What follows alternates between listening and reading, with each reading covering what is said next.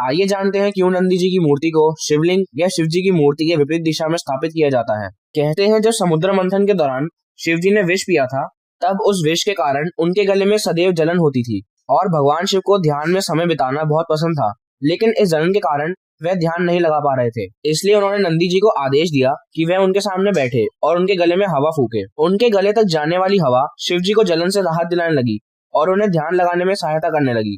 इसलिए मंदिरों में नंदी जी की मूर्ति शिवलिंग के विपरीत दिशा में स्थापित करी जाती है और मानते हैं कि नंदी जी भगवान शिव की ध्यान में मदद करते हैं।